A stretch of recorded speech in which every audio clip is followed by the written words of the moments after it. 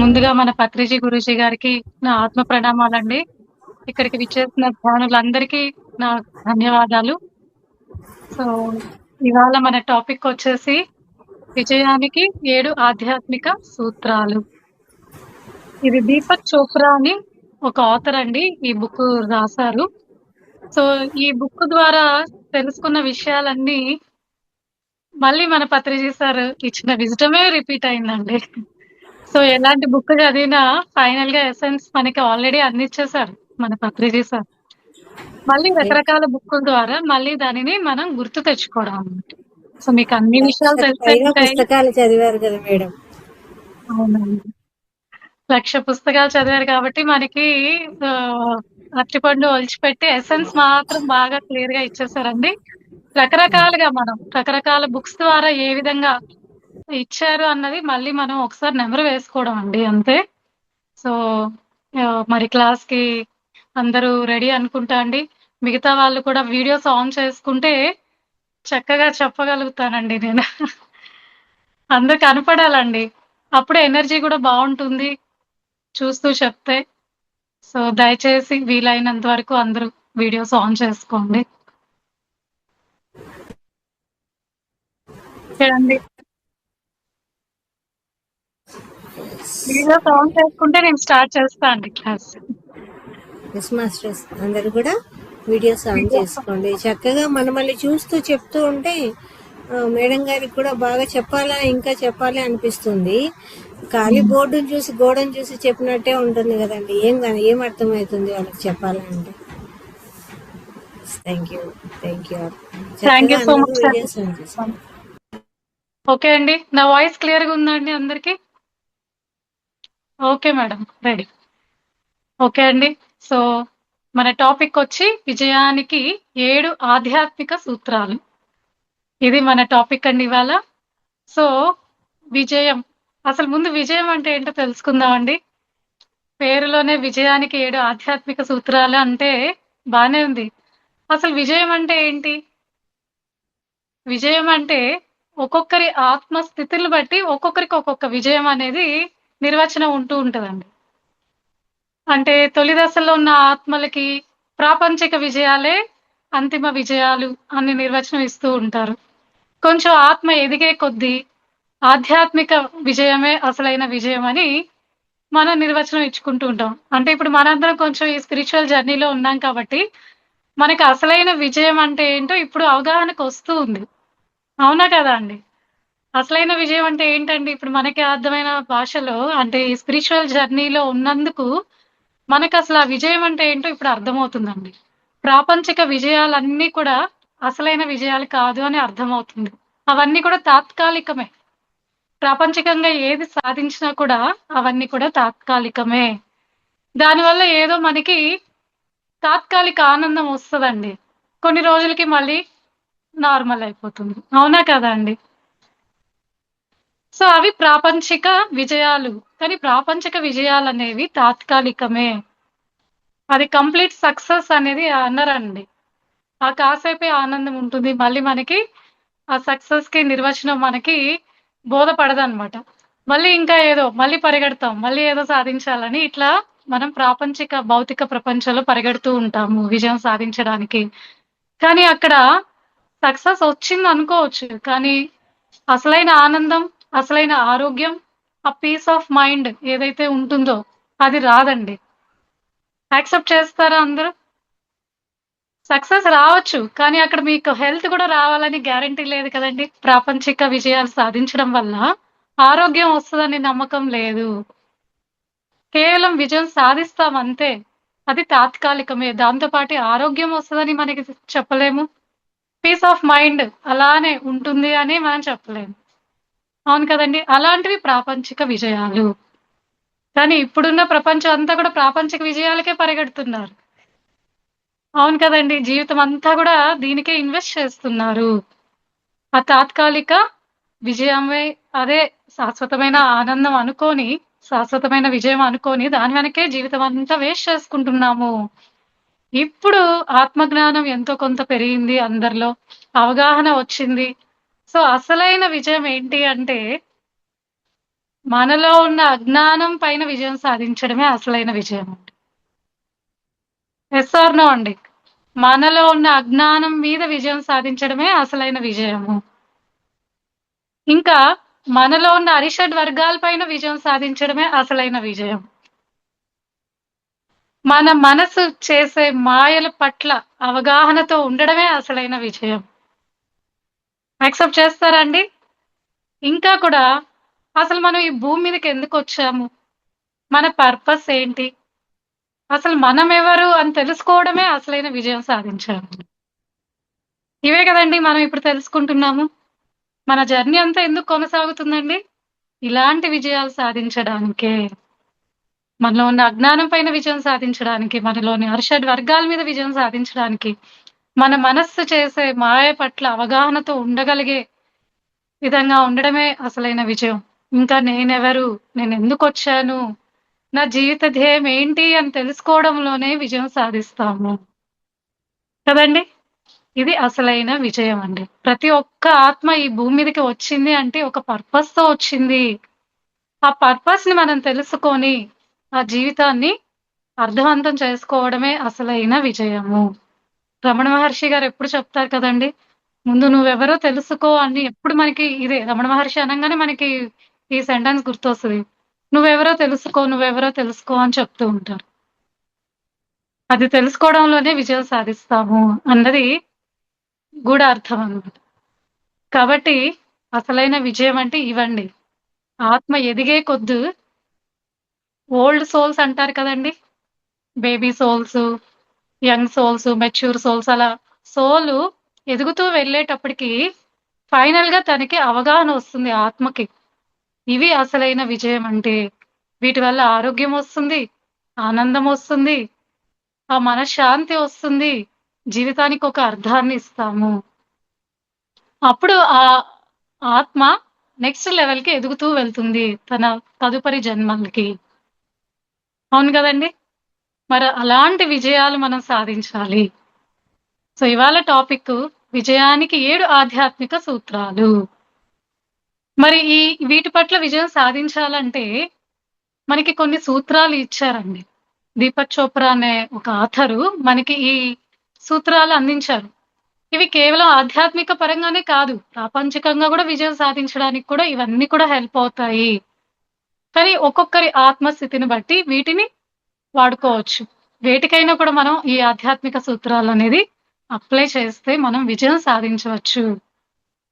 కానీ అసలైన విజయం అనేది మనం ఇందాక డిస్కస్ చేసుకున్నాం. ఓకే అండి. మరి వెళ్ళిపోదామా? మరి ఈ 7 సూత్రాలేంటో వీలైతే నోట్ చేసుకోండి. సింపుల్‌గా నోట్ చేసుకుంటే ఎప్పుడైనా మనం గుర్తు తెచ్చుకోవచ్చు ఈ పాయింట్స్ ద్వారా. సో, వీటి ద్వారా మనం విజయం సాధించొచ్చు లైఫ్‌లో అన్న ఒక ఎరుక ఉంటుందండి. సో, మొదటి సూత్రం ఏమని చెప్పారంటే, శుద్ధ చైతన్య శక్తి అని చెప్పారు.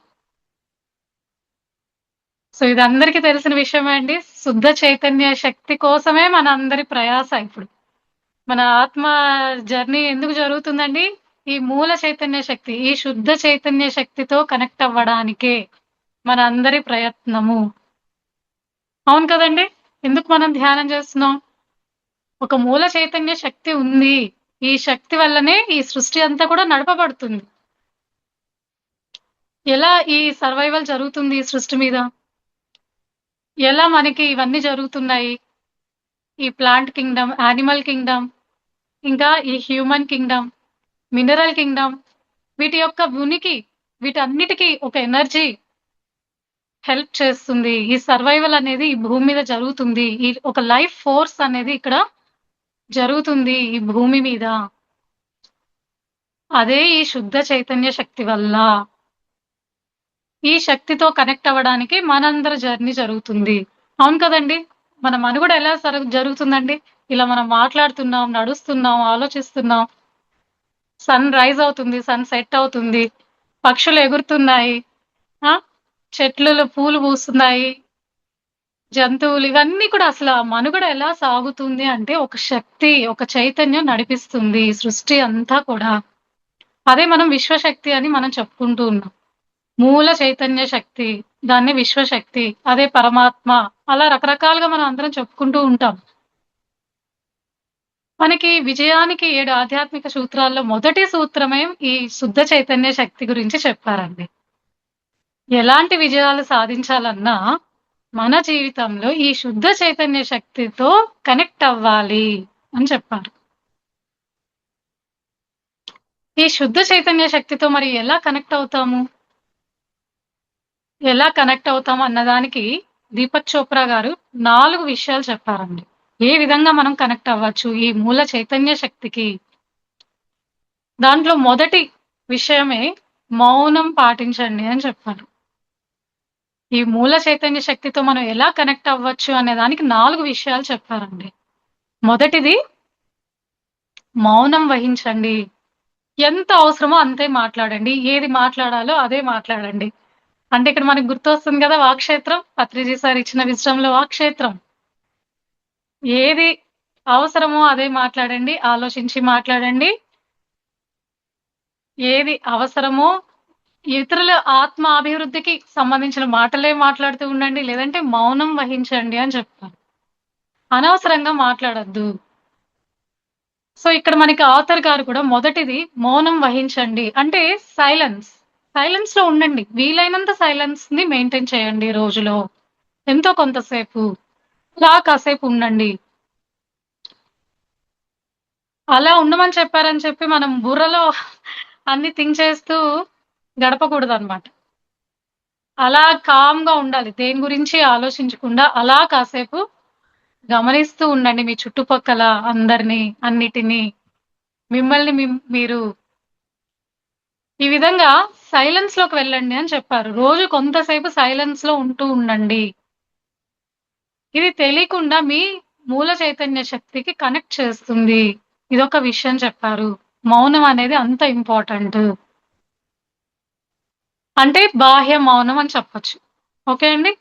బాహ్యంగా మౌనాన్ని వహించాలి. కొంతసేపు అలా కూర్చొని మనల్ని మనం గమనించుకోవడము, మన చుట్టుపక్కల వాళ్ళని గమనించడము, దేనికి రియాక్ట్ అవ్వకుండా అలా చూడండి. జస్ట్ బీ లైక్ దట్ అని చెప్పారన్నమాట. అలా ఉండండి కాసేపు. ఇది మన మూల చైతన్య శక్తితో కనెక్ట్ చేస్తుంది ఈ విషయము. ఇలా మన దినచర్యలో ఉంటే, మౌనాన్ని పఠిస్తూ ఉంటే, మనం ఆ శుద్ధ చైతన్య శక్తి ఏదైతే ఉందో దాంతో కనెక్ట్ అవుతాము. మరి రెండవ విషయం ఏం చెప్పారు అంటే ధ్యానం చెప్పారండి. చూడండి ఆథర్ గారు కూడా చెప్పింది ధ్యానం చేయండి. ధ్యానం చేయడం అంటే ఏంటండి? అంతర్మౌనం. బాహ్య మౌనం నుంచి అంతర్మౌనంలోకి ప్రవేశించడం. మనం ఈ కళ్ళు, ఈ చెవులు అన్ని మూసేసుకొని ప్రయాణం చేస్తాం కదండి శ్వాస మీద ధ్యాస ద్వారా. అప్పుడు మనకు తెలియకుండానే మన మనస్సు నిశ్చలం అవుతుంది, శూన్యం అవుతుంది. తర్వాత అప్పుడు మనం అంతర్మౌనానికి వెళ్తాము. అవును కదండి. ఈ అంతర్మౌనం ఎక్కడికి దారి తీస్తుంది అంటే మన ఆత్మతో కనెక్ట్ అవుతాము. ఓకే అండి. అంతే కదా. ధ్యానంలో ఏం జరుగుతుందండి? మన లోపల ఉన్న ఆత్మతో కనెక్ట్ అవుతాము. మరి ఈ ఆత్మ యొక్క ఏంటండి? ఆత్మ యొక్క విషయం ఏంటి అంటే మూల చైతన్య శక్తినే ఆత్మ కూడా. బయట ఏదైతే ఉందో మూల చైతన్య శక్తి, ఆ శక్తే మన ఆత్మలో కూడా ఉంది. సో బయట ఎలా కనెక్ట్ అవ్వాలి అంటే మనకి మనం కనెక్ట్ అయితే బయట ఆటోమేటిక్ గా కనెక్ట్ అవుతామని చెప్పారు.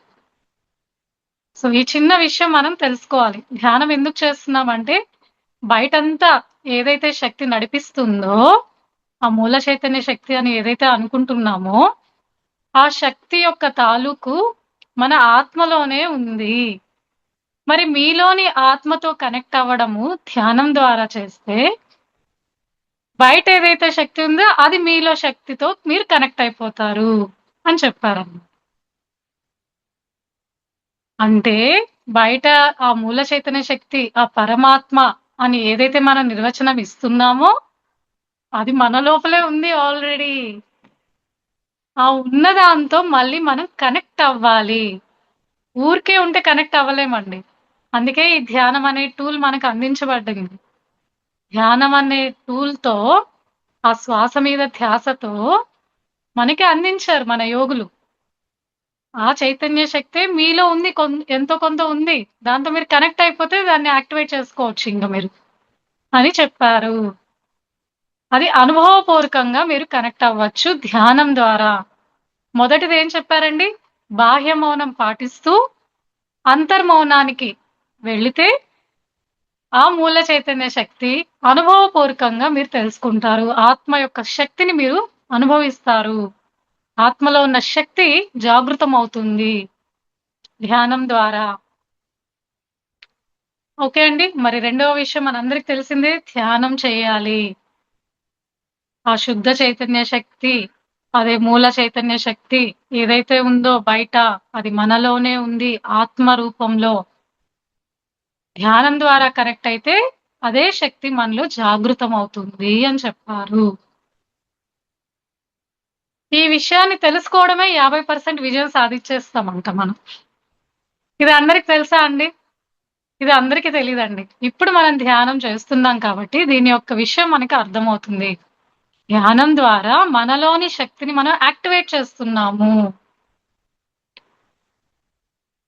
ఇలా బయట ఉన్న శక్తి మనలోనే ఉంది అన్న విషయం తెలుసుకోవడంలోనే 50% విజయం సాధించేస్తామంట. మరి మిగతా 50% విజయం ఎలా సాధిస్తామంటే సాధన ద్వారా. చేయాలి కదా మరి. విషయం తెలుసుకున్నాము. తెలుసుకోవడమే 50% విజయం సాధించేస్తున్నాము.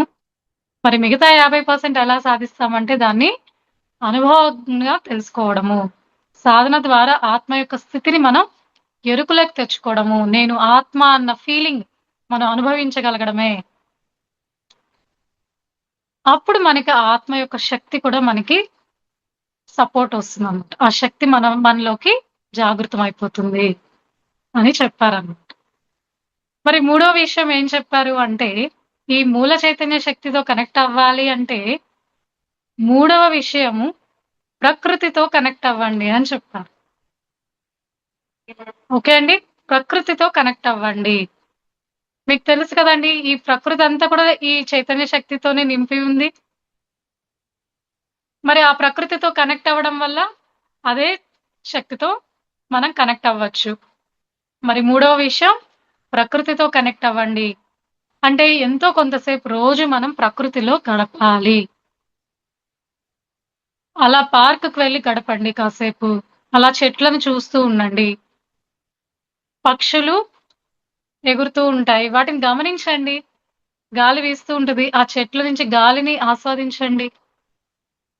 సూర్యుడు వస్తూ ఉంటాడు, ఉదయిస్తాడు, అస్తమిస్తాడు. వాటిని గమనించండి.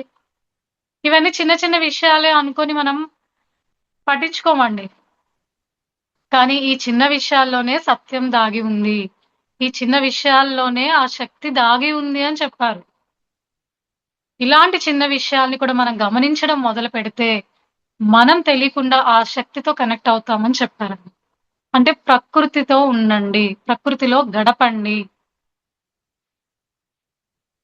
సరే మీకు వెళ్ళడానికి కుదరదు బయట అంటే, అట్‌లీస్ట్ మన బాల్కనీలో అన్నా కూర్చొని అలా ఆకాశాన్ని చూడడము, ఆ బర్డ్స్ చిర్పింగ్ సౌండ్స్ చేస్తూ ఉంటాయి ఎర్లీ మార్నింగ్.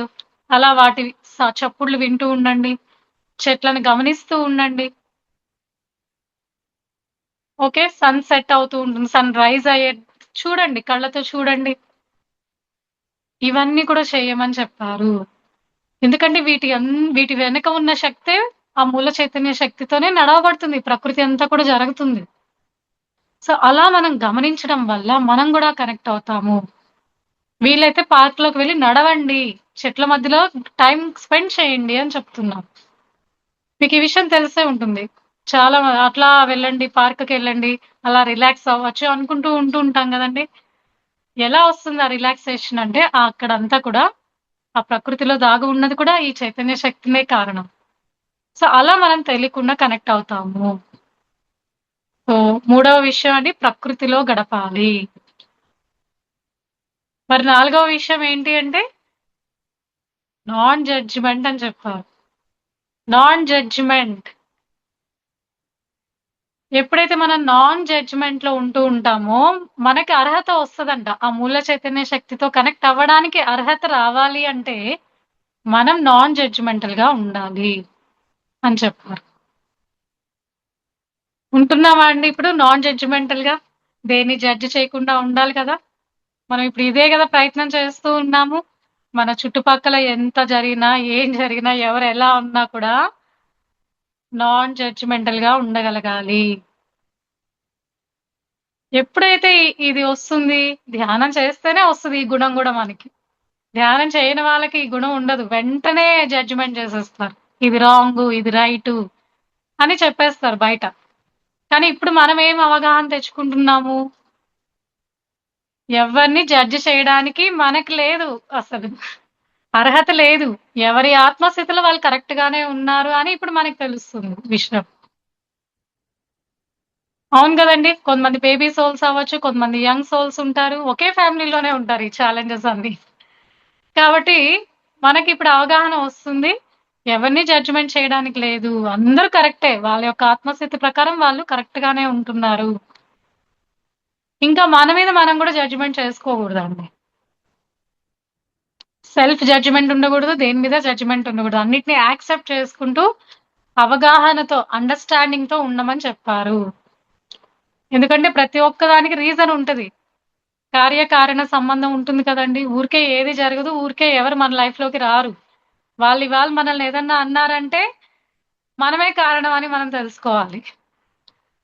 అంటే కర్మ అక్కడ కాజ్ అండ్ ఎఫెక్ట్. మన కార్యకారణ సంబంధం ఉంటుంది కాబట్టి, మన కర్మే, మన వాస్తవానికి మనమే సృష్టికర్తలం కాబట్టి, వాళ్ళు అన్నారు అని మనం జడ్జ్‌మెంట్ చేయడానికి లేదు. ఇప్పుడు మనకి అవగాహన వస్తుంది కాబట్టి, మన మీద మనం ఫోకస్ చేసుకొని, మన మీద మనం వర్కౌట్ చేసుకుంటున్నాం ఇప్పుడు. వాళ్ళని జడ్జ్‌మెంట్ చేయడం ఆపేస్తున్నాము. ఇదే నాన్ జడ్జ్‌మెంట్. ఇలాంటి స్థితికి వచ్చినప్పుడే మనకి ఆ మూల చైతన్య శక్తి ఏదైతే పరమాత్మ అని చెప్పుకుంటున్నామో అక్కడికి కనెక్ట్ అవుతాం మనము. ఇలాంటి గుణం మనలో బిల్డ్ అవ్వాలి. నాన్ జడ్జ్‌మెంటల్‌గా ఉండగలగాలి. ప్రకృతిలో గడుపుతూ ఉండాలి. మౌనం పాటిస్తూ ఉండాలి. ఇంకా ధ్యానం చేస్తూ ఉండాలి. ఈ 4 విషయాలు మీ దినచర్యలో గమనించుకొని ఆచరించగలిగితే మీరు ఆ మూల చైతన్య శక్తితో కనెక్ట్ అవుతారు అని చెప్పారు. ఓకే అండి. సో, ఇదే మనకి విజయానికి 7 ఆధ్యాత్మిక సూత్రాల్లో మొదటి సూత్రం. ఇలా మనం విజయాన్ని సాధించొచ్చంట. అది ఆధ్యాత్మిక విజయం అవ్వనివ్వండి, ప్రాపంచిక విజయం అవ్వనివ్వండి. అది ఒక్కొక్క ఆత్మస్థితిని బట్టి ఈ సూత్రాలు వాళ్ళు గూడా ఎవరైనా వాడుకోవచ్చు. విజయం సాధించాలంటే ఒక సూత్రం ఇవి చెప్పారు. మరి ఈ మూల చైతన్య శక్తి, శుద్ధ చైతన్య శక్తి అని చెప్పుకుంటున్నాం. అసలు ఈ శక్తిలో ఏముంది? ఈ శుద్ధ చైతన్య శక్తిలో అసలు ఏముంది? కనెక్ట్ అవ్వాలి అంటున్నారు. అది మనలో ఉంది. మనలో గూడా కనెక్ట్ అవ్వండి అంటున్నారు. అసలు ఈ శక్తిలో ఏముంది అంటే, శక్తి అనే చెప్తున్నాం పేరులోనే. ఇందులో ఒక విజ్డమ్ ఉంది. ఒక ఆత్మ జ్ఞానం ఉంది. స్టోర్ హౌస్ ఆఫ్ విజ్డమ్ ఉంది ఇందులో. ఇంకా ఇందులో ఒక ఇంటెలిజెన్స్ ఉంది. ఒక డివైన్ ఇంటెలిజెన్స్ దాగి ఉంది. ఇంకా ఏదన్నా సాధించగల సామర్థ్య శక్తి దీంట్లో దాగి ఉంది. ఇన్ఫినిట్ పాసిబిలిటీస్ ఉంది ఈ శక్తిలో. ఏదైనా సాధించగల శక్తి దీంట్లో దాగి ఉంది. ఏదైనా క్రియేట్ చేయగల శక్తి దీంట్లో దాగి ఉంది. ఏదైనా సృష్టి చేయగల శక్తి దీంట్లో దాగి ఉంది. ఇంకా లవ్ ఉంది. అన్ని దైవిక గుణాలే ఉన్నాయండి. ఈ శుద్ధ చైతన్య శక్తి అంటే nothing but all God qualities. అది పెంపొందించుకోవడానికే గదా మనం ధ్యానం చేస్తున్నాం ఇప్పుడు. మనలోని దుర్గుణాలు పోయి, ఆ దైవిక గుణాలు డెవలప్ అవ్వడానికే మనం ధ్యాన సాధన చేస్తున్నాము. అంటే మనలో ఉన్న పరమాత్మ తత్వానికి మనం కనెక్ట్ అయిపోతే, మనలో దైవిక గుణాలు ఆటోమేటిక్‌గా మనలో డెవలప్ అయిపోతాయి. ఈ శుద్ధ చైతన్య శక్తితో కనెక్ట్ అవ్వడం అంటే, మనం దైవాలుగా మారిపోవడమే అండి. ఇంకేం లేదు. మానవుడు మాధవుడిగా మారిపోయే ప్రక్రియే ధ్యాన మార్గం. ఇక్కడి నుంచి మనందరం దైవాలుగా మారడమే మన సోల్ జర్నీ ఇక్కడి నుంచి స్టార్ట్ అయింది. ఒక స్టెప్ తీసుకున్నాం. ఈ ఆత్మ జ్ఞానంతో మనం మొదలు పెట్టాము. మరి ఇంకెన్ని జన్మలో మనం ఒక్కొక్కరు దోచుకున్నంత దోచుకునే దాన్ని బట్టి ఆత్మ ఎదుగుతూ ముందుకు వెళ్ళి దైవంగా మారిపోతుంది. సో, ఆ ప్రయత్నంలోనే మనందరం ఒక అడుగు ముందుకు వేసామండి. మనం ఓల్డ్ సోల్స్‌కొచ్చేసాం ఇప్పుడు. లేతే ఈ ధ్యానం అన్న మాటే వినరెవరు. ధ్యానం చేయమన్నా చెయ్యరు. ఆత్మ జ్ఞానం అంటే వినరు. అది చెవుకే ఎక్కించుకోరు అసలు. ఇప్పుడు మనం వింటున్నాము, తెలుసుకోవాలనే ఆతృత ఇలాంటి క్లాసెస్ అన్ని అటెండ్ అయ్యి, మనం ధ్యానం రోజు చేస్తున్నాము అంటేనే మనం వృద్ధాత్మలము. ఇక్కడి నుంచి మన జర్నీ అసలైన జర్నీ. సోల్ యొక్క పర్పస్‌తో అలైన్ అయ్యే జర్నీ ఇది. అప్పటి వరకు సోల్ తన పర్పస్‌తో అలైన్ అవ్వదండి. అందుకే birth and death cycle repeat అవుతూ ఉంటాయి. ఇక్కడితో మన అవగాహన మొదలైంది కాబట్టి, మనం ఎంతో కొంత ఫాస్ట్‌గా జన్మల్ని తక్కువ చేసుకొని ముందుకు వెళ్ళడం మొదలు పెడతాం ఇక్కడి నుంచి. అసలైన ఆత్మ యొక్క జర్నీ ఇక్కడ స్టార్ట్ అవుతుంది ధ్యానంతో. ఓకే అండి. మరి ఈ మూల చైతన్య శక్తితో కనెక్ట్ అవ్వాలి అంటే మనకి 4 విషయాలు చెప్పారు. ఇవన్నీ నోట్ చేసుకోండి. ఇవన్నీ కూడా మనం ఆచరించడానికి ప్రయత్నం చేద్దాము. సో, ఇలా మనం విజయాన్ని సాధించొచ్చు. ఆత్మపరంగా విజయాన్ని సాధించొచ్చు అని చెప్పారు. మరి రెండవ సూత్రం ఏం చెప్పారో తెలుసుకుందామా? అందరు రెడీయా అండి రెండవ సూత్రంకి?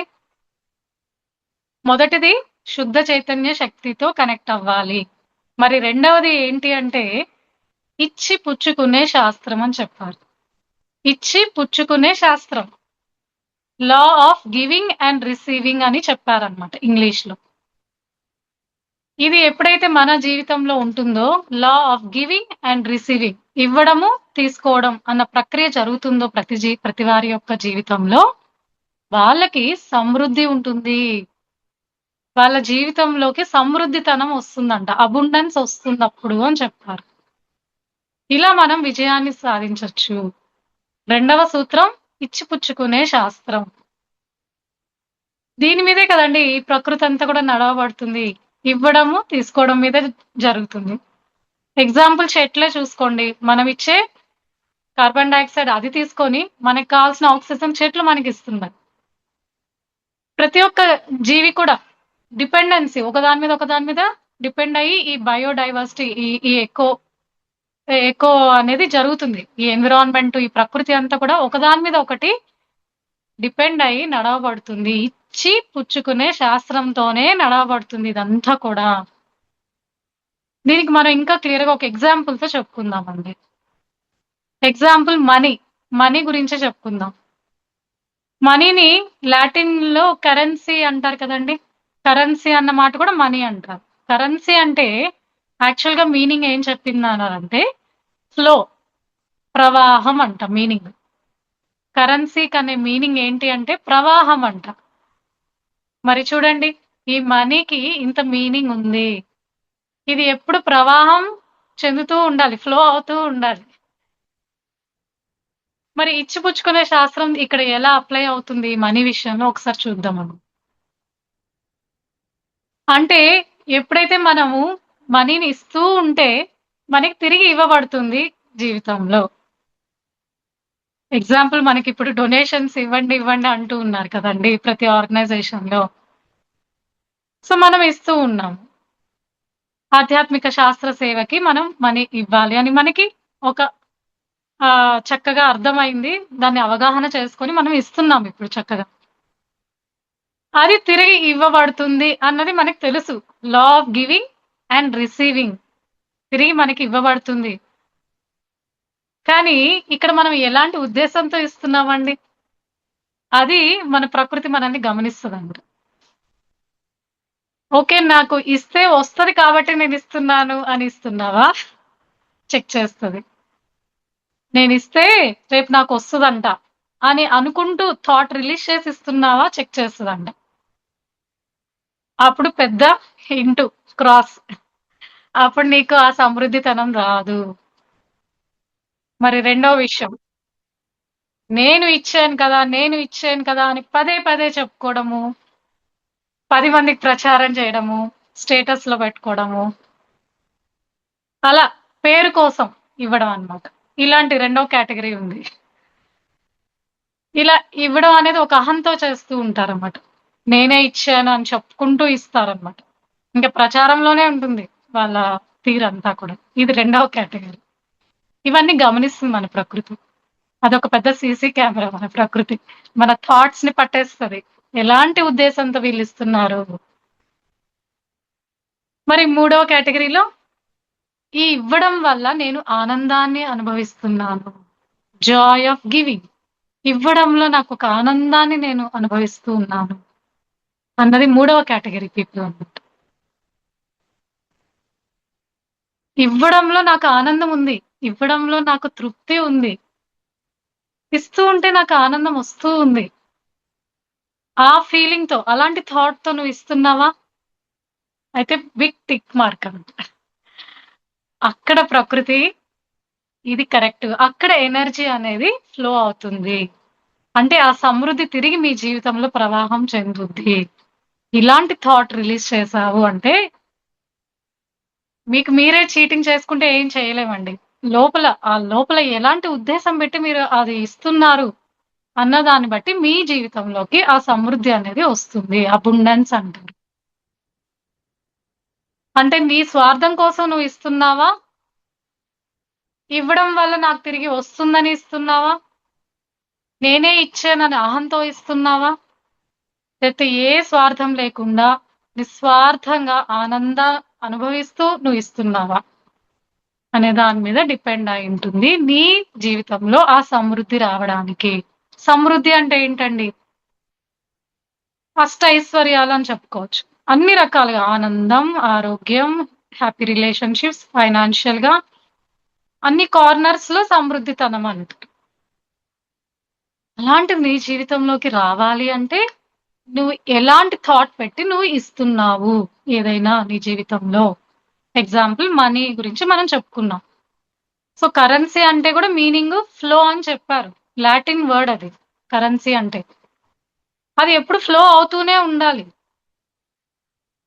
లేతే అంతా కూడబెట్టుకొని సంపాదించి అంతా బ్యాంకుల్లో ఎత్తిపెట్టి అది స్ట్రక్ అయిపోతుంది. దోచబడుతుంది అలాంటి డబ్బు. అది ఎప్పుడు ప్రవాహం చెందుతూనే ఉండాలి అన్నది మనీ యొక్క ఎనర్జీ. మనీ అనేది కూడా ఒక ఎనర్జీ అన్నమాట. అది ఎప్పుడు ఫ్లో అవుతూనే ఉండాలండి. పంచే కొద్దీ పెంచబడుతుంది మనకు తెలుసు. కానీ పెంచబడుతుందన్న ఉద్దేశంతో నువ్వు పంచకూడదు. అలాంటి జాగ్రత్త పడాలి. అర్థమైందండి? ఇవ్వడం వరకే మనం చూడాలి. ఒకవైపే చూడాలి. ఇస్తున్నాను, మర్చిపోతున్నాను. ఇవ్వడం వల్ల నాకు ఆనందం వచ్చింది. అంతే. అక్కడితో ఫుల్ స్టాప్ పెట్టగలగాలి మనం. అది అన్ని విషయాల్లో అప్లై చేయొచ్చండి. ఇప్పుడు మనం మనీ గురించి మాత్రమే ఎగ్జాంపుల్ చెప్పుకున్నాం. మరి అన్ని విషయాల్లో కూడా ఇదే అప్లై అవుతుంది. మీకు ప్రేమ కావాలా? ముందు ప్రేమ ఇవ్వండి అని చెప్పారు. నన్నెవరు ప్రేమించట్లేదు. నా మీద నాకు ప్రేమ లేదని మనల్ని మనం దూషించుకోవడము, అందరిని దూషించడం, నన్నెవరు ప్రేమించలేదని ఫీల్ అవ్వడం. ఇలా కాకుండా ముందు ఇవ్వండి. మీరు ప్రేమను పంచండి ఫస్ట్. మీరు ప్రేమను పంచే కొద్దీ మీకు తిరిగి ప్రేమ అనేది వస్తుంది మీ జీవితంలోకి. అర్థమైందా అండి? ఇలానే రెస్పెక్ట్. నన్నెవరు రెస్పెక్ట్ చేయట్లేదు అని అనుకోవడము, నా మీద నాకు రెస్పెక్ట్ లేదని గిల్ట్ ఫీల్ అవ్వడం ఇవన్నీ కాకుండా ఇవ్వడం మొదలుపెట్టండి. ఆటోమేటిక్‌గా మీ జీవితంలోకి అది తిరిగి మీకు ప్రవాహం చెందుతుంది అన్నది రెండవ ప్రిన్సిపల్ అండి. అందరికీ అర్థమైందనుకుంటా అండి. ఇచ్చి పుచ్చుకునే శాస్త్రము కూడా విజయానికి రెండవ ఆధ్యాత్మిక సూత్రము. విజయం సాధించాలంటే ఇలాంటి యాటిట్యూడ్ ఉండాలి మనకి. ఇవ్వడం అనేది నేర్చుకోవాలి మనం జీవితంలో. అది డబ్బు కానివ్వండి, ప్రేమ కానివ్వండి, రెస్పెక్ట్ కానివ్వండి, అది ఏ విషయమైనా కానివ్వండి. ఇప్పుడు జ్ఞానం కావాలి. మీకు ఏది కావాలో ముందు అది ఇవ్వండి అని చెప్తున్నారు. మీ జీవితంలో మీకేం కావాలి? ఆనందం కావాలంటే ఆనందాన్ని పంచండి. ఇంకొకరు ఆనందంగా ఉండడానికి మీ వంతు మీరు కృషి చేయండి. అదే మీకు అసలైన ఆనందాన్ని ఇస్తుంది. నాకు ఆత్మజ్ఞానం కావాలి. నేను జ్ఞానాన్ని పంచుతూ ఉంటే నాకు తిరిగి ఆత్మజ్ఞానం వస్తూ ఉంటుంది. జ్ఞానం పంచుతూ ఉంటే పెంచబడుతూ ఉంటుంది. మరి పెంచబడుతుందని చెప్పి నేను చెప్పాలనా? చెప్పకూడదు. జ్ఞానం పంచుకుంటే నాకు ఆనందం వస్తుంది. అంతే. ఇలా జ్ఞానం పంచుకోవడం వల్ల నాకు ఆనందం వస్తుంది. అంతే. ఇవ్వడం వరకే మన దృష్టి పెట్టాలి. ఆటోమేటిక్‌గా రావాల్సింది వస్తుంది. ఎలాంటి ఉద్దేశంతో మీరు చేస్తున్నారు ఆ పనిని అనేది గమనించుకోండి అని చెప్పారు. ఈ సిద్ధాంతం మన రెండవ విజయానికి సూత్రం అన్నమాట. అర్థమైందా అండి రెండవది?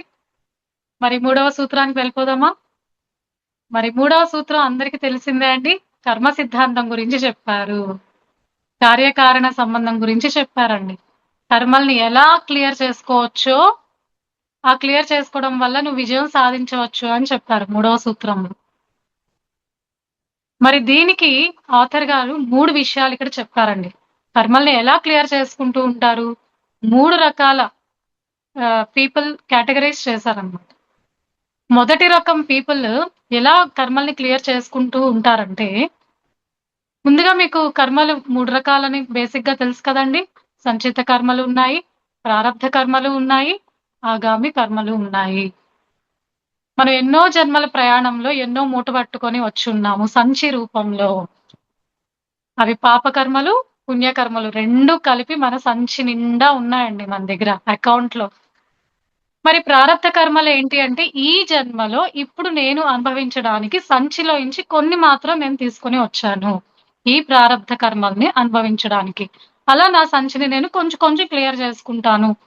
ఒక 10 జన్మల్లో నా సంచిని నేను క్లియర్ చేసుకుంటానని ఒక్కొక్కరి ఆత్మస్థితిని బట్టి ఆ ఆత్మ ఎంచుకుంటూ ఉంటుంది ప్రారబ్ధ కర్మలు. మరి అదే ఆత్మ చాలా స్ట్రాంగ్ సోల్ అనుకోండి, చాలా శక్తివంతమైన ఆత్మ అనుకోనివ్వండి. ఆ సంచినంతా కూడా ఒకే జన్మకు కూడా తీసుకునే సోల్స్ కూడా ఉన్నాయండి. అంటే వాళ్ళు చాలా కఠినమైన జీవితాన్ని ఎన్నుకొని వచ్చి ఉంటారు.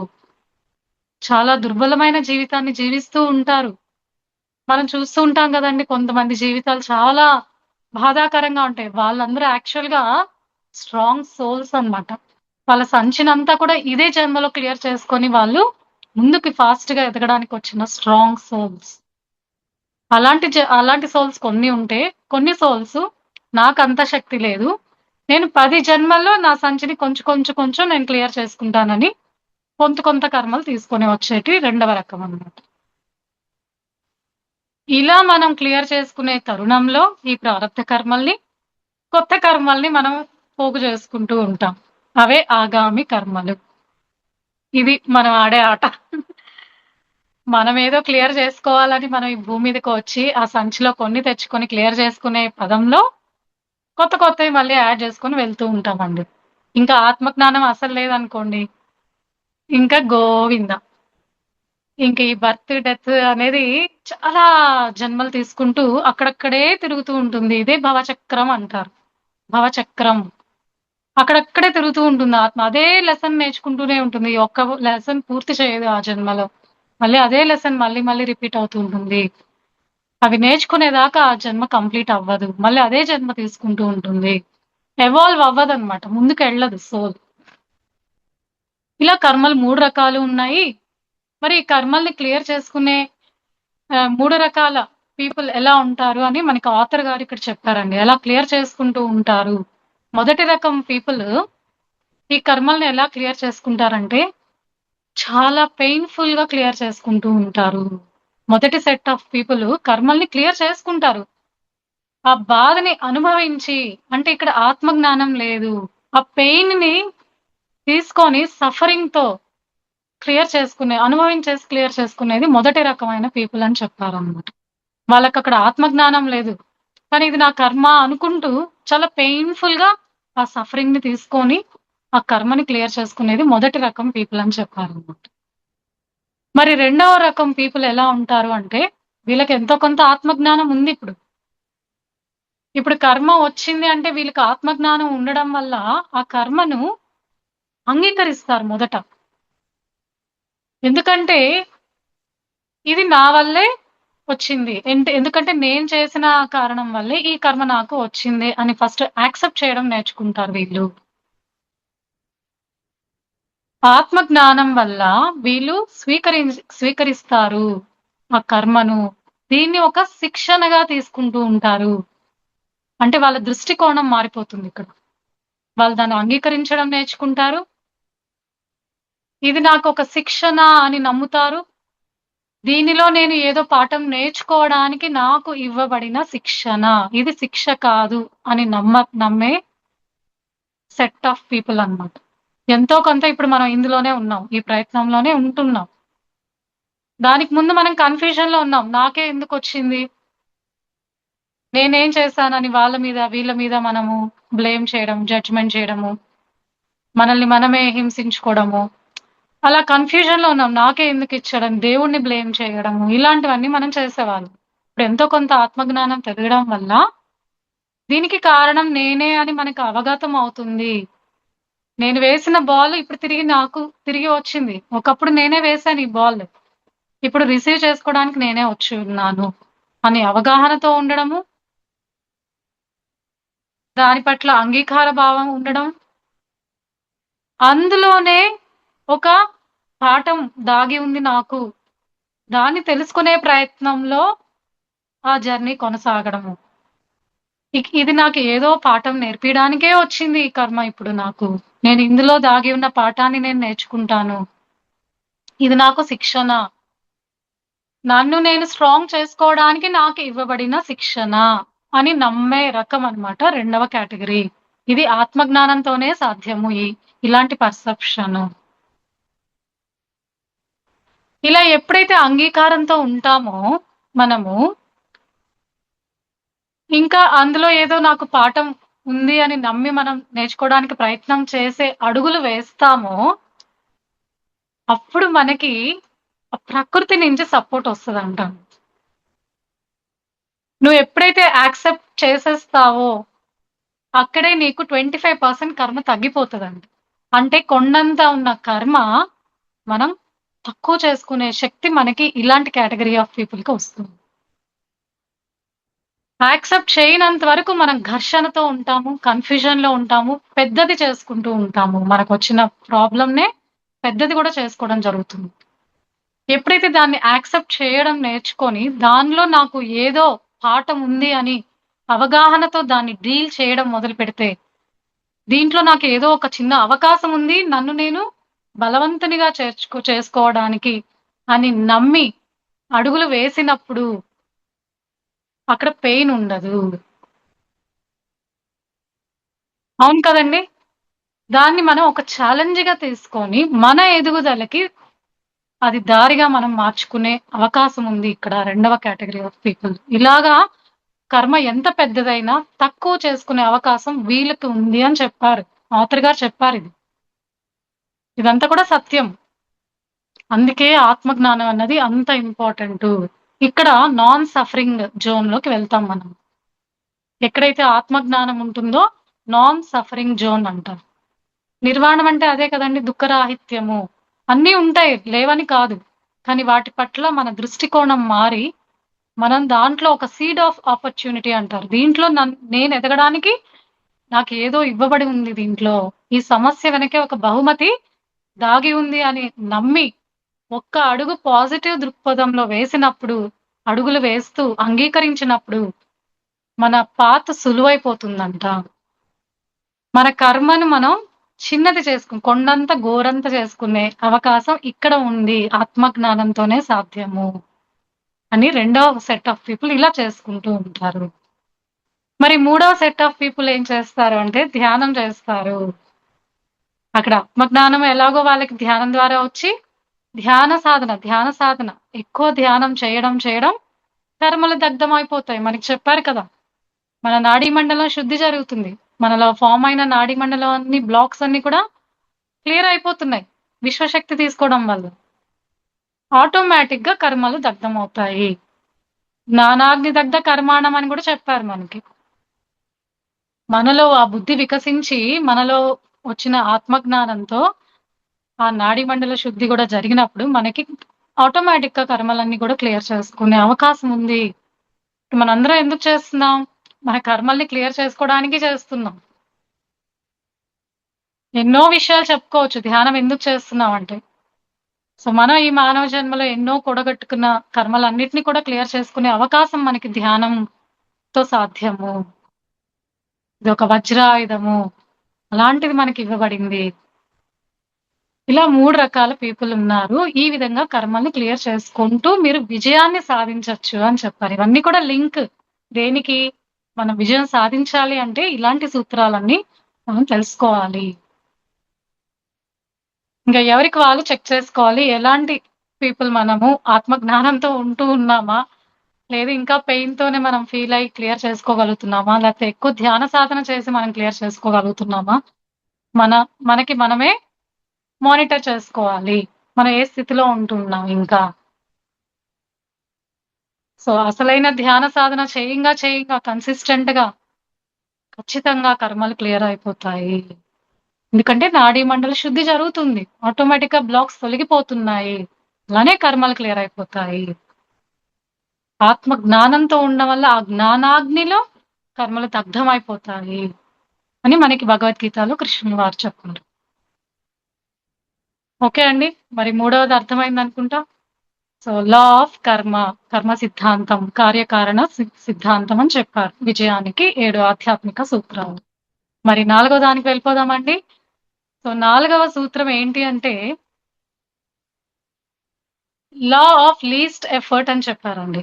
లా ఆఫ్ లీస్ట్ ఎఫర్ట్ అంటే తెలుగులో అతి తక్కువ శ్రమ సిద్ధాంతం. అతి తక్కువ శ్రమ సిద్ధాంతం. తక్కువ శ్రమతో ఎక్కువ సాధించగలిగే స్థితి. ఇది ఎలా సాధ్యమవుతుంది? తక్కువ శ్రమ పెట్టాలి, ఎక్కువ సాధించేయొచ్చంట. ఇదేదో బాగుంది కదా!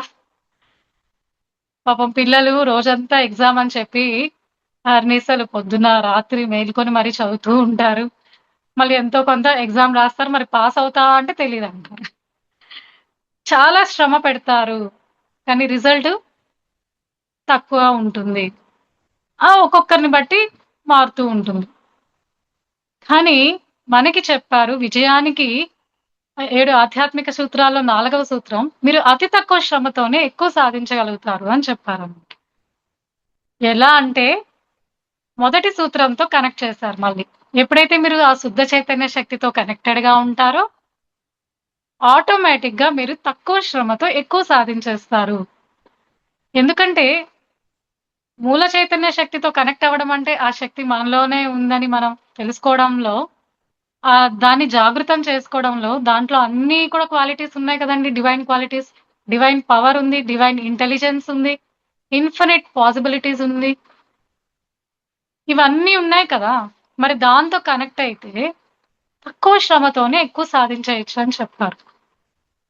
సో మళ్ళీ అది ఎలా కనెక్ట్ అవ్వాలో మళ్ళీ మనం ఫస్ట్ సూత్రంలో 4 విషయాలు మనం చెప్పుకున్నాము. ధ్యానం ద్వారా, ప్రకృతితో, మౌనం పాటించడం వల్ల, నాన్ జడ్జిమెంటల్‌గా ఉండడం వల్ల, మనం ఆ చైతన్య శక్తితో కనెక్ట్ అవ్వడం వల్ల మనం తక్కువ శ్రమని వాడొచ్చు. అంటే ఇందులో ఒక పాయింట్ యాడ్ చేశారు. ప్రేమను పెట్టండి అని చెప్పారు. ఏదైనా ఒక పని చేసేటప్పుడు ప్రేమతో చేయండి. ప్రేమ పెట్టినప్పుడు శ్రమ తగ్గిపోతుంది. సో ప్రేమని వాడండి అని చెప్పారు. ప్రేమతో చేయండి. అప్పుడు మీరు ఎక్కువ శ్రమ ఖర్చు చేయరన్నమాట. మీ యొక్క శక్తిని తక్కువ ఖర్చు పెడతారు. ఓకే అండి. ఇష్టమైతే ప్రేమతో ఉంటే ఇది పాయింట్ నోట్ చేసుకోవాలి. ఏదైనా ఒక పని ఇష్టంగా చేసినప్పుడు, ప్రేమతో చేసినప్పుడు మనకి ఎనర్జీ వృధా అవుతదా అండి? అవ్వదు కదా! ఇంకా ఎనర్జీ వస్తది. అది వాడమని చెప్పారు. అంటే ప్రేమతో మీరు ఇన్వాల్వ్ అవ్వండి. ప్రేమను జత చేయండి. అప్పుడు అతి తక్కువ శ్రమతో మీరు ఎక్కువ సాధిస్తారు అని చెప్పారు. ఏ విషయంలో అయినా కూడా, ఏ పని మొదలుపెట్టినా కూడా. అందుకే పిల్లల్ని మనం ఇష్టంగా చదవండిరా, కష్టంగా చదవద్దు అని పిల్లలకి చెప్తూ ఉంటాం. తప్పదు కదా అని చదువుతారు వాళ్ళు. దాని తగ్గే రిజల్ట్ ఉంటుంది. ఎవరైతే ఇష్టంగా, ప్రేమపూర్వకంగా చేస్తారో వాడు ఫస్ట్ వస్తాడు. డిఫరెన్స్ అన్నమాట. ఎందుకు ఫస్ట్ వీళ్ళే వస్తున్నారు, వీళ్ళు తక్కువ అంటే వాళ్ళ యొక్క ప్రేమ, వాళ్ళ యొక్క ఇంట్రెస్ట్ మీద డిపెండ్ అయి ఉంటుంది. వాళ్ళు అక్కడ తక్కువ శ్రమ ఉంటుంది వాళ్ళకి. ఎందుకంటే ఇష్టంతో చేస్తున్నారు కదా ఆ పనిని. వాళ్ళక్కడ తక్కువ శక్తిని ఖర్చు పెడతారు. ఎక్కువ సాధిస్తారన్నమాట. ఇంకా మన ఎగ్జాంపుల్స్ దీనికి చాలా చెప్పుకోవచ్చు. ఇప్పుడు చిన్న పసిపిల్లలు ఉంటారు. వాళ్ళని మనం ఎత్తుకొని తిరుగుతూ ఉండాలి డే అంతా. మనకది శ్రమ అనిపియదు. Out of love. ఒక ప్రేమ అనే బంధంతో మనం వాళ్ళని కష్టమైనా మోస్తూ ఉంటాం. ఇష్టంతో చేస్తాం. ప్రేమ కదా! అక్కడ ప్రేమ అనే కాన్సెప్ట్ ఇన్వాల్వ్ అవ్వడం వల్ల అది శ్రమ అనిపిచ్చదు. అన్ని పనులు చేసుకుంటాం. శ్రమ అనుకోం మనం. ఎందుకంటే మనం పెడుతున్నాం అక్కడ. ప్రేమ అనే ఆయుధాన్ని వాడుతున్నాం అక్కడ. అలాంటిది ఒక విషయం అండి. అంటే ప్రేమను జత చేయండి. మరి ఇంకొక విషయం ఏం చెప్పారు అంటే అంగీకార భావన చెప్పారు. అంగీకరించండి అని చెప్పారు ఇంకొక విషయం. మీరు ఎప్పుడైతే విషయాన్ని అంగీకరించేస్తారో అక్కడ తక్కువ శ్రమ ఖర్చు అవుతుంది అని చెప్పారన్నమాట. దీనికి ఎగ్జాంపుల్ ఇప్పుడు చూడండి, బయట ట్రాఫిక్ ఉంటుందనుకోండి. చాలా ట్రాఫిక్ ఉంది, హెవీ ట్రాఫిక్ ఉంది. ఆ డ్రైవ్ చేసే అతనికి ఎంతో కొంత జ్ఞానం ఉంది అనుకోండి, ఆత్మ జ్ఞానం ఉందనుకోండి. ఆ ట్రాఫిక్ ని, సిచ్యువేషన్ ని యాక్సెప్ట్ చేసేస్తాడు గమ్ముగా. పేషెన్స్ గా వెయిట్ చేస్తాడు. ఇది ఒక రకం. అదే జ్ఞానం లేదు, ఆత్మ జ్ఞానం లేదు అనుకోండి, ఆ డ్రైవర్ కి సహనం ఉండదు, అంగీకారణ ఉండదు, యాక్సెప్ట్ యాజ్ ఇట్ ఈస్ అన్న కాన్సెప్ట్ ఉండదు. ఇంకా తిట్టుకుంటూనే ఉంటాడు.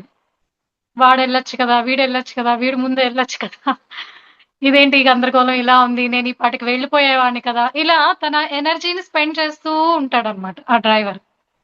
అక్కడ ఏమి దానివల్ల అవాయిడ్ చేయలేడు ఆ ట్రాఫిక్ ని. పైపెచ్చు తన శక్తిని వృధా చేసుకుంటూ ఉంటాడు. ఇది ఒక రకం అన్నమాట. సో ఇప్పుడు ఆ జ్ఞానంతో ఉన్నాడు అనుకోండి, accept as it is, situation ని ఎలా ఉందో అలా యాక్సెప్ట్ చేయడం నేర్చుకోవడం వల్ల తన శ్రమ పెట్టడు, తన శక్తిని ఖర్చు పెట్టడు, సహనంతో ఉంటాడు, యాక్సెప్ట్ చేసేస్తాడు, లోపల కూడా ఘర్షణ పడడు. ఇది ఒక అవకాశంగా తీసుకొని తన ఫ్రెండ్ తోనో, తన వైఫ్ తోనో, పక్కన ఉన్న వాళ్ళతో ఒక సత్సంగం పెట్టుకుంటాడు, లేదా చక్క పాటలు వింటాడు. తన ఎనర్జీని ఎక్కడ వృధా చేసుకోడు. ఫైనల్ గా తన డెస్టినేషన్ కి చేరేదే, తను కూడా చేరేదే, తను కూడా చేరేదే. కానీ ఇక్కడ శ్రమ ఎక్కువ ఖర్చు అవుతుంది, మరి రెండవ విషయంలో శ్రమ తక్కువ ఖర్చు అవుతుంది. ఇలా మనం ఎగ్జాంపుల్స్ చెప్పుకోవచ్చు అండి. దీనికి రకరకాలుగా చెప్పుకోవచ్చు. అంటే అతి తక్కువ శ్రమ సిద్ధాంతంతో మీరు విజయాన్ని సాధించొచ్చు అని చెప్పారు. ఒకటి ప్రేమని ఇన్వాల్వ్ చేయండి, ఇంకొకటి యాక్సెప్టెన్స్ అనే గుణాన్ని పెంచుకోండి సిచ్యువేషన్ పట్ల, ఆ పర్సన్ పట్ల, ఎనీథింగ్ ఇన్ యువర్ లైఫ్. దీంతో మనం విజయం సాధించొచ్చు అని మనకు ఒక సూత్రంలో ఇది చెప్పబడింది. ఓకే అండి, మరి 5వ సూత్రానికి వెళ్ళిపోదాము అందరము. సంకల్పం మరియు కోరిక సిద్ధాంతం అని చెప్పారు. సంకల్పం మరియు కోరిక సిద్ధాంతం. ఓకే, సంకల్పం మరియు కోరిక. సో కోరిక చూద్దామండి. మరి కోరిక అనేది, అందరికీ కోరికలు ఉంటేనే మళ్ళీ మనం జన్మిస్తామండి. ఏదో ఒక కోరిక ఉంటూ ఉంది, అది మళ్ళీ ఫుల్ఫిల్ చేసుకోవడానికే మళ్ళీ భూమి మీదకి వచ్చి ఉంటాం, లేదంటే కర్మల్ని క్లియర్ చేసుకోవడానికే మళ్ళీ వచ్చి ఉంటాం. ఏదో ఒక రీజన్, కోరికలైనా ఉంటాయి, కర్మల్ని క్లియర్ చేసుకోవడానికైనా ఉంటుంది. రకరకాలుగా మనం ఈ భూమి మీద జన్మలు తీసుకుంటూ ఉంటాం, ఏదో ఒక రీజన్. మరి ఇక్కడ ఏం చెప్పారు అంటే, విజయం సాధించాలి అంటే కోరిక గురించి ఏం చెప్పారంటే, ఇక్కడ కోరిక అనేది ఆత్మక్షేత్రంలో నుండి వస్తే, ఆత్మక్షేత్రం నుంచి కోరిక వస్తుంది పదే పదే పదే అంటే, అది సిద్ధించుకునే శక్తి కూడా మీకు ఉంది అని నమ్మమని చెప్పారు. మీకు పదే పదే ఈ కోరిక కలుగుతుంది అంటే, అది సిద్ధించుకునే శక్తి కూడా మీలోనే ఉంది అని నమ్మండి అని చెప్పారు ఈ సూత్రం. ఓకే అండి, ఫస్ట్ ఇది మనం నమ్మాలి. మీకు చిన్నప్పటి నుంచి ఏదో చేయాలని కోరిక బలంగా ఉంది, కానీ సిచ్యువేషన్స్ వల్ల, ఫైనాన్షియల్ ప్రాబ్లమ్స్ వల్ల, ఎంకరేజ్మెంట్ లేకనో మీకు అది సిద్ధించుకునే అవకాశం లేకపోయిండొచ్చు. కానీ మీకు కలిగిన కోరిక, ఆత్మక్షేత్రంలో నుంచి మీకు కోరిక పదే పదే కలిగింది అంటే, అది తీర్చుకునే శక్తి కూడా ఉందని మీరు బలంగా నమ్మండి అని చెప్పారనమాట. ఓకే అండి, ఇప్పుడు మనకి పత్రిజీ సారే ఎగ్జాంపుల్. ఆయన ఎంత పెద్ద సంకల్పాలు, కోరికలు పెట్టుకున్నారు అంటే, అది సిద్ధించుకునే శక్తి కూడా ఉంది ఆయన నమ్మారు బలంగా. మిరాక్యులస్ థింకింగ్ అంటారు. అంటే ఆయన దగ్గర ఒక డబ్బు, ఒక పైసా కూడా లేదు కదండి, మనం అందరం వింటూనే ఉన్నాం కదా. అంటే ఇక్కడ దేనికి సంబంధం లేదు, డబ్బులతో పని లేదు. మీకు బలంగా ఉంది అంటే అది సిద్ధించుకునే శక్తి కూడా మీలో ఉంది, నమ్మండి. మరి ఎప్పుడు సిద్ధించుకోగలుగుతా అంటే, మళ్ళీ మనం ఆ శుద్ధ చైతన్య శక్తితో కనెక్ట్ అవ్వడమే. అన్నిటికీ అది కనెక్షన్ అండి. ఫస్ట్‌ది మదర్, అన్నిటికన్నా శుద్ధ చైతన్య శక్తితో కనెక్ట్ అవ్వడం వల్ల అన్ని కూడా మనకి అనుకూలంగా మారుతూ ఉంటాయి. సో కోరిక మీకు పదే పదే అనిపించిందంటే, దాన్ని తీర్చుకునే శక్తి మీలో ఉందని నమ్మమని చెప్పారు ఇక్కడ. అది విజయానికి అర్హత. అప్పుడు మీరు విజయం సాధించడానికి ఈ విషయాన్ని మీరు నమ్మాలి. ఓకే అండి. మరి సంకల్పాల గురించి ఏం చెప్పారు అంటే, మనం ఎన్నో రకాలుగా సంకల్ప ధ్యానాలు చేస్తూ ఉంటామండి. మనందరం కూడా ఒక సంకల్పం పెట్టుకొని ఇది నెరవేరాలి అని అనుకుంటూ ధ్యానాలు చేస్తూ ఉంటాం. మనం వింటూ ఉన్నాం సంకల్ప ధ్యానాలు. కానీ ఇక్కడ ఆథర్ గారు చెప్పారు, ఎలాంటి సంకల్పాలు నెరవేరుతాయి అనే దాని గురించి ఇక్కడ చెప్పారన్నమాట. అంటే మీరు పెట్టుకునే సంకల్పం స్వార్థపూరితంగా ఉన్నాయా? అంటే అది మీకోసం భౌతిక పరంగా ఉన్నాయా ఆ సంకల్పాలు? లేదు అంటే ఆ సంకల్పం మీకు ఉపయోగపడుతూ లోక కళ్యాణానికి కూడా ఉపయోగపడుతుందా? అన్న దాని మీద డిపెండ్ అయి ఉంటుంది అని చెప్పారు ఆథర్ గారు. మరి ఎలాంటివి నిర్వర్తిస్తాయి అంటే నెరవేరుతాయి అంటే రెండవదండి. అది మనకి ఉపయోగపడాలి. తిరిగి లోక కళ్యాణానికి కూడా ఉపయోగపడాలి. అలాంటి సంకల్పాలు మీరు పెట్టుకోవడం వల్ల ఖచ్చితంగా నెరవేరుతాయి అని చెప్పారు. ప్రకృతి మనకి సపోర్ట్ చేస్తుంది. ఇలాంటి సంకల్పాలు నెరవేరుతాయి అని చెప్పారు. క్లియర్‌గా చెప్పారు. విజయానికి 7 ఆధ్యాత్మిక సూత్రాల్లో విజయం సాధించాలి అంటే ఎలాంటి సంకల్పాలకి మనం పెట్టుకోవాలి? ఎలాంటి ఎలా కోరికలు మీరు నమ్మాలి మీలో వచ్చే కోరికల్ని అని చెప్పారు. మరి ఈ సంకల్పాలు ఎలా నెరవేరుతాయి అని చెప్పారు? అది కూడా చెప్పారండి ఇక్కడ ఆథర్ గారు. ఏం చెప్పారంటే, మనం ధ్యానంలో మనసును శూన్యం చేసుకుంటూ ఎంప్టీ మైండ్ స్టేట్‌లోకి వెళ్తున్నాం. శూన్య స్థితిలోకి వెళ్ళినప్పుడు అక్కడ మన సంకల్పాన్ని రిలీజ్ చేయాలంట. అప్పటి వరకు మనకి థాట్స్ ఇవన్నీ కూడా నడుస్తూ ఉంటాయి. మైండ్ టర్బులెన్స్ అన్నమాట. అలలు, అలలుతో ఉంటుంది ఆ మైండ్. అలాంటి అలలు టైంలో మనం థాట్ రిలీజ్ చేస్తే అది ఏం పని చేయదన్నమాట. ఎప్పుడైతే మన మనస్సు శూన్యంలోకి వెళ్తుందో, మైండ్ ఎంప్టీ అయిపోతుందో, ఆ శూన్య స్థితిలో థాట్, ఆ సంకల్పాన్ని రిలీజ్ చేసినప్పుడు అది మేనిఫెస్ట్ అవుతుంది అని చెప్పారు. దీన్ని చక్కగా ఒక ఎగ్జాంపుల్‌తో చెప్పారండి. ఎలా ఇది సాధ్యం అంటే, ఒక కొలనుంది. ఒక పాండ్. అది నిశ్శబ్దంగా ఉంది. ఆ పాండ్, ఆ చిన్న రివరు నిశ్శబ్దంగా ఉంది. అలాంటి నిశ్శబ్దంలో ఉన్న పాండ్‌లో నీరు నిశ్చలంగా ఉన్నప్పుడు ఒక రాయి వేస్తే ఏమవుతుందండి? నిశ్శబ్దంగా ఉన్న రివర్‌లో రాయి వేస్తే ఏమవుతుంది? ఇట్లా రిప్పల్స్, రిప్పల్స్, లేయర్స్‌గా మనకి కంటికి కనపడుతుంది. అంటే అది మొత్తం వ్యాపిస్తుంది. ఆ లేయర్స్ అన్నీ. అంటే ఇక్కడేం చెప్పారు? అలా మీ మనసు కూడా శూన్య స్థితిలో ఉన్నప్పుడు, నిశ్చలంగా ఉన్న స్థితిలో, శూన్య స్థితిలో థాట్‌ని వేసినప్పుడు అంటే స్టోన్ ఎలా అయితే మనం కొలనులో వేసామో, అలా ఈ నిశ్శబ్ద స్థితిలో, ఈ శూన్య స్థితిలో మీ థాట్‌ని, సంకల్పాన్ని రిలీజ్ చేసినప్పుడు అంచెలంచెలుగా వ్యాపించి యూనివర్స్ అంతా స్ప్రెడ్ అయ్యి మేనిఫెస్ట్ అవుతుంది అని చెప్పారు. ఈ విధంగా ఎగ్జాంపుల్ చెప్పారు. లేదు అంటే ఆ అలలుగా ఉన్న రివర్‌లో రాయి వేస్తే ఏమన్నా డిఫరెన్స్ ఉంటదా అండి? అలల్లో రాయి కలిసిపోతుంది. దాని యొక్క చలనమే మనం గమనించలేం. అలానే మన మైండ్ గూడా టర్బులెన్స్‌గా ఉన్నప్పుడు, అల్లకల్లోలుగా, కన్‌ఫ్యూషన్‌గా థాట్స్ పరంపరతో ఉద్రికంగా ఉన్నప్పుడు, ఆ టర్బులెన్స్ మైండ్‌లో ఉన్నప్పుడు నువ్వు ఎలాంటి సంకల్పం వదిలినా అది పని చెయ్యదు. అవ్వదు అని చెప్పారు. మనం ఇది తెలుసుకోకుండా భ్రమల్లో పడిపోతూ ఉంటాం. అమ్మో! ఈ థాట్ వచ్చేసింది. ఈ థాట్స్ వచ్చేస్తున్నాయి. ఇవి నిజమైపోతాయని మనం చాలా భ్రమల్లో పడిపోతాం. ఇలాంటి దాంట్లో అది మేనిఫెస్ట్ అవ్వదు. అలలు ఉన్న సముద్రంలో నువ్వు రాయి వేస్తే ఏమీ తెలియదో, అలానే నీ మైండ్ టర్బులెన్స్‌లో ఉన్నప్పుడు నువ్వు రిలీజ్ చేసిన థాట్ పని చెయ్యదు.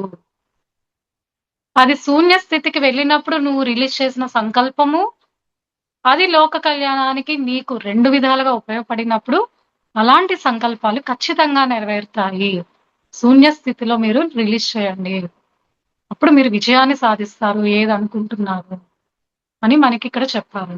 సంకల్పం మరియు కోరిక సిద్ధాంతం. ఓకే అండి. మరి 6వ సూత్రానికి వెళ్ళిపోదామా? అర్థమైందనుకుంటా అండి. మిగతా వాళ్ళు కూడా వీడియోస్ ఆన్ చేసుకుంటే ఇంకొంచెం నేను ఎక్స్‌ప్లెయిన్ చేస్తాను. లేదంటే ఇక్కడ వరకు చాలులే అనిపిచ్చేస్తది నాకైతే. ఇలా రకరకాలుగా చెప్పుకోవచ్చండి ఎగ్జాంపుల్స్‌తో మనం. మరి 6వ సూత్రం ఏం చెప్పారు అంటే, లా ఆఫ్ డిటాచ్‌మెంట్ అని చెప్పారు. బంధరాహిత్య స్థితిలో ఉండాలి. విజయం సాధించాలి అంటే మనం బంధరాహిత్యాన్ని ప్రాక్టీస్ చేయాలి. ఇది ఇప్పుడు మనందరి ఛాలెంజ్ ఇదే కదండీ! లా ఆఫ్ డిటాచ్‌మెంట్ వింటూనే ఉన్నాము. కానీ మనం అటాచ్‌మెంట్‌లోనే ఉండి మనం ఇరుక్కుపోతూ ఉన్నాము. ఎందుకంటే ఈ సంసారంలోనే ఉండడము, ఆ బంధాల్లో ఇరుక్కుపోయాక మళ్ళీ బంధంలో ఉండకూడదు అంటున్నారేంటి? ఇది చాలా ఈ స్థితికి రావాలి అంటే మనం చాలా సాధన చేయాలి. చాలా ఆత్మజ్ఞానంతో, ఎరుకతో ఉంటేనే ఇది సాధ్యపడుతుంది ఎంతో కొంత. ఆ స్థితికి వెళ్ళాలి అంటే ఇంకా మనం చాలా కృషి చేయాలి మరి. అప్పుడే మనకి అర్హత వస్తుందంట. ఆ మూల చైతన్య శక్తితో కనెక్ట్ అవ్వడానికి. బంధరాహిత్య స్థితి డైరెక్ట్‌లీ ప్రపోర్షనల్ టు మూల చైతన్య శక్తితో కనెక్షన్ అని చెప్పారు. మీరు ఎంత బంధరాహిత్యంలో ఉంటూ ఉంటే అంతగా ఆ శక్తితో కనెక్ట్ అవుతారు అని చెప్పారు. అంటే ఆ పరమాత్మతో మనం కనెక్ట్ అవ్వాలి అంటే మనం ఎంత బంధరాహిత్యంలో ఉంటే అంత దగ్గర అవుతూ ఉంటాం పరమాత్మకి. ఇది సింపుల్‌గా చెప్పాలంటే. మనం బంధాలలో ఉండి మనం ఎన్ని విధాలుగా తనతో పరమాత్మతో కనెక్ట్ అవ్వాలన్నా కూడా కనెక్ట్ అవ్వమంట. మనం ఈ బంధం బాగుండాలనే మనం మొక్కుతూ ఉంటాం గుడికి వెళ్లి. కానీ మనం ధ్యానంలో అసలైన కనెక్షన్ ద్వారా ఆ దేవుడితో, ఆ పరమాత్మ తత్వంతో, మన ఆత్మలో ఉన్న పరమాత్మ తత్వంతో కనెక్ట్ అవ్వడానికి అర్హత మనకెప్పుడు వస్తదంటే మనం బంధరాహిత్యంలో ఉన్నప్పుడే అంట. అంటే మనం అందరితో ఉంటూ, అన్నిటితో ఉంటూ, దేన్ని అంటుకోకుండా ఉండాలి అని చెప్తున్నారు. అదే కదా సంసారంలోనే నిర్వాణం సాధించేయొచ్చు. అన్నిటితో ఉండండి, అందరితో ఉండండి. కానీ ఏది అంటించుకోకండి. ఎప్పుడూ ఎరుకతో ఉండండి. ఇవన్నీ కూడా శాశ్వతం కాదు అని ఎరుకతో ఉంటూ, ఆ కాసేపు మనం ధ్యానం చేస్తున్నాం. ఆ టైంలో మనం ఉంటున్నాం. ఇవన్నిటిని పట్టించుకోకుండా మన కోసం మనం, మన లోపలికి మనం వెళ్ళడానికి ప్రయత్నం చేస్తూ, మనతో మనం కనెక్ట్ అవుతూ, ఆ కాసేపు బంధరాహిత్యంలో ఉండగలుగుతున్నాం. కానీ మిగతా టైంలో కూడా ఆ ఎరుకతో ఉండండి అని చెప్తున్నారు. అటాచ్‌మెంట్‌లో ఎప్పుడైతే మీరు ఉంటూ ఉంటారో, మీకు కనెక్షన్ దొరకదు ఆ శుద్ధ చైతన్య శక్తితో అని చెప్పారన్నమాట. ఫర్ ఎగ్జాంపుల్ ఇప్పుడు మనకి కొంతమందికి ఒక్కొక్కరికి ఒక్కొక్క పిచ్చి ఉంటదండి. కొంతమందికి జ్యువెల్లరీ పిచ్చి ఉంటుంది. కొంతమందికి కార్ల పిచ్చి ఉంటుంది. కొంతమంది ల్యాండ్స్, ప్రాపర్టీస్ మీద, డబ్బు మీద. ఇవన్నీ ఉండాలండి. భౌతికంగా మనం జీవించడానికి వచ్చాము. ఎంతో కొంత అవన్నీ కూడా ఎంజాయ్ చేయండి. కానీ అటాచ్‌మెంట్ పెంచుకోవద్దు అని చెప్తున్నారు. వాటితో బంధాన్ని పెంచుకోవద్దు అని చెప్తారు. అన్నిటిని అనుభవించండి. మీరు భౌతిక ప్రపంచంలో జీవించడానికి వచ్చినప్పుడు 50% మధ్య మార్గంలో ఉండాలన్నప్పుడు వాటిని కూడా మీరు రుచి చూడాలి. కానీ అటాచ్‌మెంట్ పెంచుకోకూడదు. ఒకవేళ మీరు వాటితో బంధాన్ని పెంచుకున్నారనుకోండి, మరణించిన తర్వాత కూడా ఆ బంధం వల్ల మనం వాటి చుట్టూనే తిరుగుతూ ఉంటామంట. అమ్మో! నా బంగారం ఉంది. ఇక్కడ ఎవరు తీసుకెళ్ళిపోతారని మరణించిన తర్వాత కూడా వాటి మీదే మన ధ్యాస ఉంటుంది ఆత్మకి.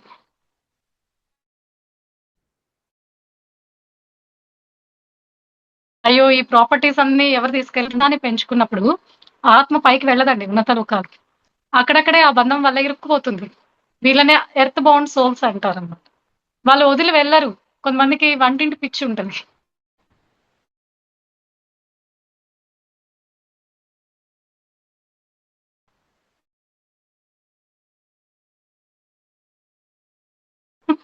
కొంతమంది ముసలి వాళ్ళు అన్నమాట వాళ్ళు. ఆ బంధం వల్ల.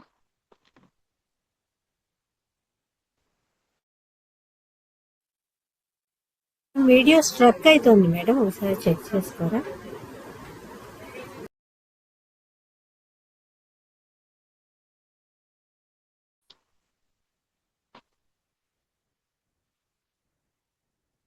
హలో! వినపడుతుందా అండి? ఓకే అండి. వినిపిస్తోంది. సో, బంధరాహిత్యంలో ఉండాలి. అన్నిటిని అనుభవించండి. కానీ ఇది శాశ్వతం కాదు. ఇది నాతో రాదు. మరణించిన తర్వాత అని ఎరుకతో ఉండి ఉన్నంత ఎంజాయ్ చేయండి. కానీ బంధంలో ఇరుక్కుపోకండి అని చెప్పారు. అది వస్తువులకైనా, మనుషులకైనా అదే చెప్తున్నారండి. కానీ ఆ శక్తిని మనం తెచ్చుకోగలగాలి.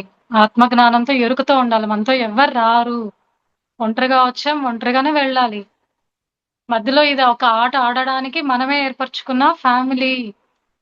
కానీ ఈ స్థితికి చేరాలంటే మనం ఎంతో ఆత్మజ్ఞానము, ఎంతో సాధన చేస్తేనే ఇది సాధ్యపడుతుందండి. అట్‌లీస్ట్ వస్తువుల పట్లైనా మనం తెలుసుకుందాం ఇప్పుడు. దేని పట్ల మోహం వద్దు అని చెప్పారు. అన్నిటిని ఎంజాయ్ చేయండి. కానీ మోహంలో ఇరుక్కోవద్దు. అరిషడ్ వర్గాల్లో ఒకటి కదండీ ఇది. బంధం, మోహం. సో దాన్ని మరి గమనించుకోండి. అప్పుడే మీరు విజయం సాధించగలుగుతారు. ఎలాంటి విజయాలు సాధించాలని ఇవన్నీ కూడా ఎరుకలో ఉంచుకోండి. సో ఇదండి లా ఆఫ్ డిటాచ్‌మెంట్, బంధరాహిత్య స్థితిలో ఉండగలగాలి. అప్పుడే ఆ మూల చైతన్య శక్తితో మనకి కనెక్షన్ ఏర్పడుతుంది. మరి లాస్ట్ అండి 7వది ధర్మం లేక జీవిత ధ్యేయం అని చెప్పారండి. ధర్మం లేక జీవిత ధ్యేయం. సో ధర్మం అంటే ఏంటండి? ధర్మ, అర్థ, కామ, మోక్షాలు ఇవన్నీ మనకి చతుర్విధ పురుషార్థాలు ఉన్నాయి కదండి. సో మొదటిది ధర్మం ఏంటి? ఇప్పుడు మనం తెలుసుకున్నది ధర్మం అంటే ఏంటి అంటే స్వధర్మం.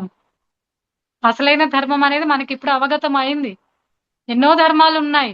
కుటుంబ ధర్మం ఉంది, సంఘ ధర్మం ఉంది, ఉద్యోగ ధర్మం ఉంది, శరీర ధర్మం ఉంది. అసలైన ధర్మం ఏంటండి? స్వధర్మం. ఆత్మ యొక్క ధర్మమే అసలైన ధర్మం అని ఇప్పుడు మనకి అవగాహనకు వచ్చింది. మరి ఈ స్వధర్మాన్ని మనం తెలుసుకొని మన జీవిత ధ్యేయం ఏంటో తెలుసుకొని దాన్ని సిద్ధించుకుంటే అదే జీవిత ధ్యేయము. అదే మన పర్పస్ ఆఫ్ లైఫ్ కి అలైన్ అయిపోవడము అని చెప్పారు. మళ్ళీ ఇది కూడా ఎలా సాధ్యపడుతుందండి? ధ్యానం చేయడం వల్ల. ఎప్పుడైతే ఈ ధ్యానం కన్సిస్టెంట్ గా ఎవ్రీడే చేస్తూ ఉంటామో మన జీవిత ధ్యేయం కూడా మనకి బోధపడుతుంది అని చెప్పారు. సో ఇదొక రీజన్ ఎందుకు ధ్యానం చేయాలి అని మనం అడిగితే మనల్ని మీరు వచ్చిన పర్పస్ కి మీరు కనెక్ట్ అవ్వే అవకాశం ఉంది మీకు ధ్యానంలో అని చెప్పొచ్చు. యూత్ కి మనం ఈ విషయం చెప్పొచ్చు. మీరు వచ్చిన పర్పస్ కి మీరు అలైన్ అయిపోతారు. మీ జీవిత పర్పస్ కి మీరు అలైన్ అయిపోతే మీ జీవితానికి ఒక మీనింగ్ వస్తుంది. అలాంటి జీవిత ధ్యేయాన్ని తెలుసుకోవడానికి మనం మళ్ళీ తిరిగి ధ్యానం చేయాలి. ధ్యానం అందుకు చేయాలి. ధ్యానం ఎన్నో యూజెస్ ఉన్నాయండి. మరొకటి జీవిత ధ్యేయం తెలుసుకోవడానికి ధ్యానం చేయాలి అని చెప్పారు. సో ఆ స్వధర్మంలోకి వెళ్ళినప్పుడే ఆ స్వధర్మం పాటించడం అంటేనే ధ్యానము, స్వాధ్యాయ, సజ్జన సాంగత్యాలు. ఇదే స్వధర్మం, ఆత్మ యొక్క ధర్మం. ఇవి చేస్తూ ఉంటే మీరు మీ జీవిత ధ్యేయానికి కనెక్ట్ అవుతారు. ఓకే అండి. మరి జీవిత ధ్యేయం ఎట్లా తెలుస్తుంది అంటే ధ్యానం చేయండి, తెలుస్తుంది. అప్పుడు మీరు విజయాన్ని సాధించగలుగుతారు. కానీ ఇప్పుడు మన చుట్టుపక్కల ఎంతో సెలబ్రిటీస్ మనం చూస్తూ ఉన్నాం. వాళ్ళు ఎంతమంది ధ్యానం చేస్తున్నారో మనకు తెలీదు. కానీ వాళ్ళ జీవిత ధ్యేయంతో అలైన్ అయిపోయి ఉన్నారు. ఎంతో సక్సెస్ ని వాళ్ళు సాధించారు.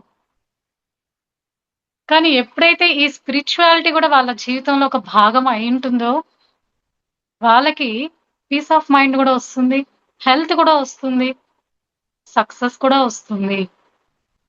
సక్సెస్ అనేది ఒక్కటే కాదండి. సక్సెస్ అన్ని విషయాల్లో సక్సెస్ అన్నమాట. అది అసలైన విజయము. అన్నింట్లో మనం విజయం సాధించొచ్చు. మన జీవితమే విజయంగా మారిపోతుంది అప్పుడు. Success is not a destination but it's a journey అని మనకి మహేష్ బాబు మూవీలో కూడా చెప్పారు. అంటే అది ఎప్పుడు డెస్టినేషన్ కాదు. అది మీ జీవితమే ఎప్పుడు విజయవంతంగా ఉండాలి. ఎప్పుడు సక్సెస్‌ఫుల్ గానే ఉండాలి అంటే మనం ఈ సూత్రాలన్నీ మన నిత్య జీవితంలో ఆచరిస్తూ ఉంటే మనం ఎప్పుడు సక్సెస్ లోనే ఉంటాము. ఎప్పుడు మనకి ఆ అబండెన్స్ లైఫ్‌లో వస్తూనే ఉంటుంది. ప్రవాహం చెందుతూనే ఉంటుంది. ఇంకా ఒక విషయం చెప్పారండి ఆథర్ గారు ఇక్కడ. అసలైన సెక్యూరిటీ గురించి కూడా చెప్పారు. మన జీవితంలో అసలైన సెక్యూరిటీ ఏంటి? మనీ అని మనం అనుకోని మనీ వెనకే మనం పరిగెడుతూ మన జీవితం అంతా కూడా మనీని సంపాదించడానికే మనం ఖర్చు పెడుతున్నాం. మన జీవితం అంతా కూడా పరిగెడుతున్నాము. ఆగట్లా ఎక్కడ మనం. ఎంతెంత కూడబెడితే అంతంత సెక్యూరిటీ మనకి అని మన జీవితం అంతా వేస్ట్ చేసుకుంటున్నాము. కానీ ఇక్కడ ఆథర్ గారు చక్కగా చెప్పారు. అసలైన సెక్యూరిటీ ఏంటి అంటే ఆత్మజ్ఞానం అని చెప్పారు. ఆత్మజ్ఞానమే అసలైన సెక్యూరిటీ. డబ్బు ఉంటేనే సెక్యూరిటీ అనుకుంటున్నారు. మీరు అపోహలో ఉండి జీవితాన్ని వేస్ట్ చేసుకుంటున్నారు. జీవితాన్ని ఆత్మజ్ఞానం కోసం ఇన్వెస్ట్ చేయండి. అది అసలైన భద్రత అని చెప్తారు. ఇప్పుడు మనకే అర్థమవుతుంది కదండి ఇదే విషయం. మొన్న కోవిడ్ అప్పుడు జరిగిన విషయాన్ని గమనిస్తే ఎంతమందికి ఎంత డబ్బున్నా ఏం సాధించగలిగారండి? ఆత్మవిశ్వాసం, ఆత్మస్థైర్యం ఉన్న వాళ్ళు నిలబడ్డారండి. సగం భయమే చంపేసింది. డబ్బుందని అహంగా ఉన్నా కూడా డబ్బు ఏమాత్రం ఉపయోగపడలేదు కదండి. కానీ ఆత్మస్థైర్యం, ఆత్మవిశ్వాసం ఎందుకు ఆత్మస్థైర్యం అని చెప్తున్నామంటే ఆత్మ యొక్క శక్తులు ఇవి. డబ్బు ఉంటే ధైర్యం ఉండొచ్చండి. ధైర్యం ఉంది. భౌతిక పరంగా ధైర్యవంతుడు. కానీ ఆత్మ పరంగా ధైర్యం లేదు. ఎప్పుడైతే మనం ఆత్మజ్ఞానము, ధ్యానము ఇవన్నీ చేస్తామో, ఒక స్పిరిచువల్ జర్నీలో ఉంటూ ఉంటామో, అప్పుడు ఆత్మస్థైర్యం వస్తుంది. ధైర్యం వేరే, ఆత్మస్థైర్యం వేరే. ఆత్మాన్ని యాడ్ చేసామంటే ఇది ఆత్మ నుంచి వచ్చే శక్తి రూపం ఆత్మస్థైర్యం. అక్కడ డబ్బుతో పని లేదు. ఆత్మ జ్ఞానమే శక్తివంతం అక్కడ. అప్పుడు దాన్ని మనం ఏదైనా సాధించగలం, ఏదైనా ఎదుర్కోగలము అని చెప్తారు. సో ఆత్మ విశ్వాసం. ఎందుకు ఆత్మ ఆత్మ అన్నారంటే అది ఆత్మ నుంచి వచ్చింది కాబట్టి అది శాశ్వతమైన శక్తులు అన్నమాట. ఇవే మనకి భద్రత. అసలైన భద్రత వీటి నుంచే వస్తుంది. భౌతిక పరంగా మీరు ఎన్ని రకాలుగా పరిగెట్టినా, ఎంత సంపాదించినా అవన్నీ కూడా తాత్కాలికమే. అవన్నీ కూడా నీ నిజ స్థితితో కనెక్ట్ చెయ్యవు. నీ సహజ స్థితితో, నీ నిజ స్థితితో నువ్వు కనెక్ట్ అవ్వాలి అంటే ఆత్మ జ్ఞానము, ధ్యానము ఇవన్నీ కూడా నీకు తోడ్పడతాయి. అప్పుడు నీ సహజ స్థితి నీవు ఎరుకలోకి తెచ్చుకొని ఆ ఇన్ఫినిట్ పాసిబిలిటీస్ ఏవైతే ఉన్నాయో, ఏదైనా సాధించగల ఆ క్రియేటివిటీ, ఆ సృష్టి క్రియేషన్ అంతా కూడా నీలోనే దాగి ఉంది. నువ్వే చేయగలుగుతావు. ఏదైనా సృష్టించగల శక్తి నీలో వస్తుంది. ఏదైనా సాధించుకునే శక్తి నీకు వస్తుంది. ఆ ఆత్మ జ్ఞానం, ఆ పవర్ హౌస్ ఆఫ్ ఇంటెలిజెన్స్ నీలో పెరుగుతుంది. అన్ని నీకు అనుకూలంగా మారే సంకల్పాలు నెరవేరుతాయి. బంధరాహిత్యంలోకి వెళ్తావు. కర్మల్ని క్లియర్ చేసుకోగలుగుతావు. కోరికలను సిద్ధించుకోగలుగుతావు. అతి తక్కువ శ్రమతో ఎక్కువ సాధిస్తావు. ఇవన్నీ కూడా కనెక్ట్ చేయొచ్చు మనం. ఇదే అసలైన విజయము. అప్పుడు మన అజ్ఞానం మీద మనం విజయం సాధించేయచ్చు. మనలోని అరిషడ్ వర్గాల మీద విజయం సాధించేయచ్చు.